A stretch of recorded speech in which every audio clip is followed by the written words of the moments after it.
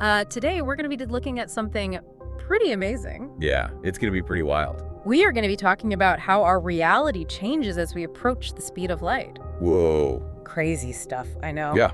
But to help us unpack all this, we're going to be taking a look at this super interesting VR and mobile game called Lightspeed Simulator. In this game, we're going to be seeing stuff like relativistic lightsabers, Oh, yeah? black hole guns that can devour buildings, and all sorts of other crazy stuff.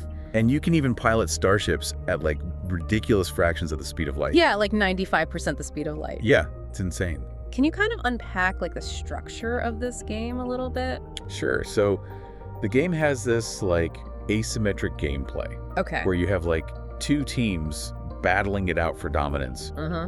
So on one side, you have the mobile players, and they're controlling swarms of these like little shuttles. Okay. And each shuttle can actually fly at a different percentage of the speed of light. Oh, wow. So they're like experiencing relativity like firsthand, Oh, that's awesome. from the safety of their screens. Right. And then on the other side, you have the VR players, Okay. and they're like right in the middle of it all. Oh, cool. They're in this like dynamic 3D environment, Uh-huh. and they have to defend against all these relativistic shuttles that are coming at them. Using what? Relativistic lightsabers. No way. Yeah. Huh? So it's like a physics simulator disguised as a game. Pretty much. Oh, that's awesome. So, okay, tell me more about these lightsabers. Okay, so as the VR player moves faster, Uh-huh. their lightsaber actually like bends and contracts. Whoa. And it even changes color. Yeah, to like reflect all the distortions that are happening because of relativity. Oh my gosh.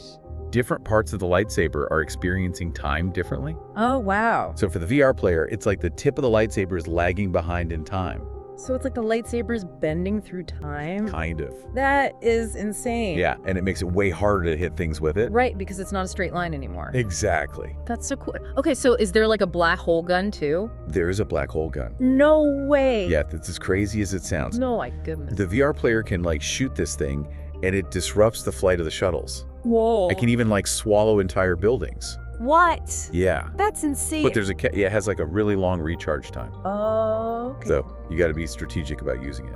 That makes sense. Okay, so tell me a little bit more about the mobile players and their shuttles. Yeah, so each shuttle is actually unique, Okay. and it's tied to a specific concept in physics. Oh, wow. So for example, there's this shuttle called the supernova shuttle. Okay. And when it explodes, it like blinds the VR player. No. Whoa. Just like a real supernova would like disrupt everything around it. Oh, that's a cool way to put it. Yeah.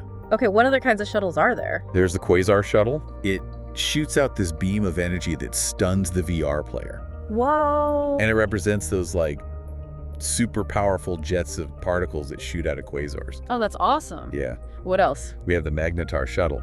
Okay. And it can actually attract stars from far away.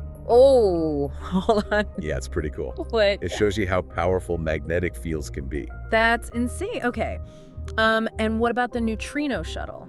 Oh, the neutrino shuttle is like a ghost. Oh. It can fly through anything. What?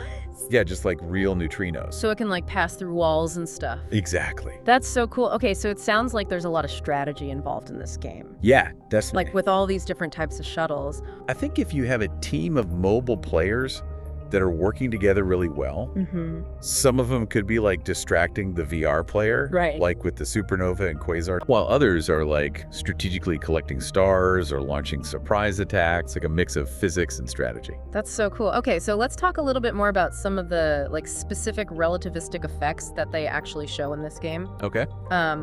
Like we were talking about the relativistic Doppler effect earlier. Right. And how the shuttles change color as they move. Can you like break that down for us a little bit? Sure. So you know how like when an ambulance is coming towards you, the siren sounds higher pitched, Yeah. and then when it's moving away, it sounds lower? Right. That's the Doppler effect with sound. Okay. So imagine that same thing, but with light. Okay. So as the shuttle is coming towards the VR player, the light waves get squished, Uh-huh. which makes the light look bluer. Oh. And then when it moves away, the waves stretch out and it looks redder.